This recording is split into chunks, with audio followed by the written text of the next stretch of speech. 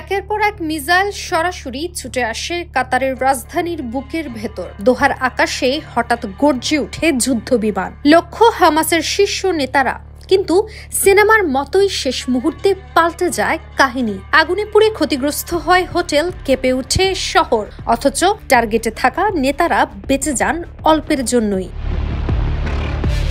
এ যেন খুনের ফাঁদ পেতে ব্যর্থ খুনি ইসরায়েল। নিজেই ঘোষণা দেন প্রধানমন্ত্রী বেনিয়ামিন নেতানিয়াহু। এই অভিযানের সমন্বয়ক ছিলেন তিনি নিজেই। 12 দফা বিমান হামলার পর হামাস নেতাদের শেল্টার দেয়া হোটেল ধ্বংসস্তূপে পরিণত হলেও জীবন নিয়ে তারা রয়ে গেলেন নিরাপদে। এক ঝটকায় বদলে গেল গাজা যুদ্ধবিরতির কূটনৈতিক সমীকরণ।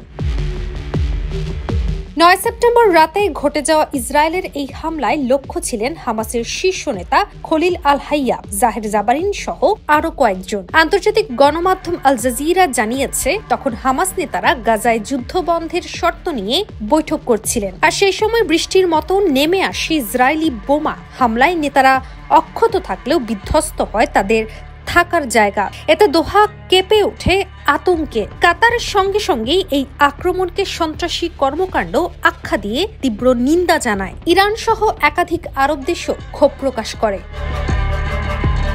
কিন্তু সবচেয়ে নাটকীয় প্রতিক্রিয়া আসে ওয়াশিংটন থেকে। মার্কিন প্রেসিডেন্ট ডোনাল্ড ট্রাম্প খোলাখুলিভাবে অসন্তোষ জানিয়ে বলেন, তিনি পুরো পরিস্থিতি নিয়ে খুশি নন। এটা ভালো পরিস্থিতি নয়। যুক্তরাষ্ট্র বন্দীদের ফেরত চায়, কিন্তু এই হামলার ধরন তাদের সন্তুষ্ট করেনি। ট্রাম্পের এই মন্তব্য স্পষ্ট করে দিল, ওয়াশিংটনের চোখে দোহায় হামাস নেতাদের ওপর এই ইসরায়েলি হামলা ছিল একেবারেই অনুচিত, বরং শান্তি আলোচনার ভবিষ্যৎকে এই হামলা অনিশ্চিত করে তুলেছে।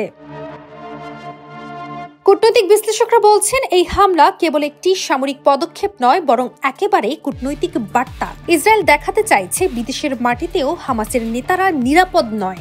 কিন্তু এই ব্যর্থ হত্যা চেষ্টা উল্টো প্রশ্ন তুলেছে তেল আবিবের সক্ষমতা নিয়ে।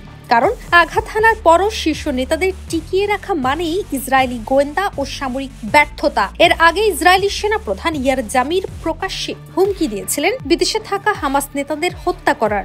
সে হুমকির পরপরই এই হামলা চালানো হয়। এরই মধ্যে ইসরায়েলের পররাষ্ট্রমন্ত্রী গিডিয়ন সার ঘোষণা করেছেন, যুক্তরাষ্ট্রের প্রস্তাবিত গাজা যুদ্ধবিরতি পরিকল্পনা মেনে নিয়েছে ইসরায়েল। কিন্তু বাস্তব প্রশ্ন হলো, এই হামলার পর হামাস কি আর আলোচনার টেবিলে বসবে?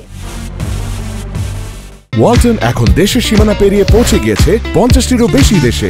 ওয়ালটন, ঘরে ঘরে বিশ্বজুড়ে। দোহায় মিসাইলের গর্জন তাই শুধু একটি হামলার কাহিনী নয়, বরং মধ্যপ্রাচ্যের শান্তি সমীকরণ ভেঙে দেওয়ার নাটকীয় মোড়। হামাস নেতারা নিরাপদে থাকলেও আগুন জ্বলে উঠেছে কূটনীতির আঙ্গিনায়। এখন প্রশ্ন হলো, এই অগ্নি পরীক্ষা কি ইসরায়েলকে আরো একঘরে করবে, নাকি উল্টো গাজার রণক্ষেত্রে নিয়ে যাবে নতুন এক দফা রক্তক্ষয়ী সংঘাতে?